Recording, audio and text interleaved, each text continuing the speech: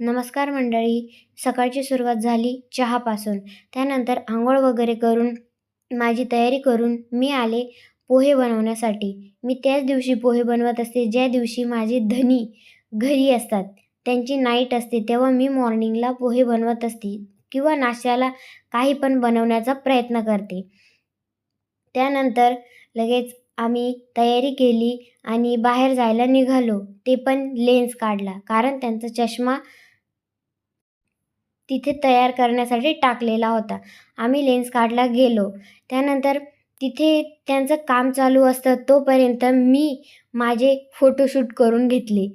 जेवढे भेटले तेवढे चष्मे काढले, पटापट फोटो काढले, व्हिडिओ काढले. मग त्यांनी मला आवाज दिला, "ए काय करते? इकडे ये." मग मी तरी पण ऐकलं नाही आणि गेली. त्यानंतर त्यांचं काम झालं.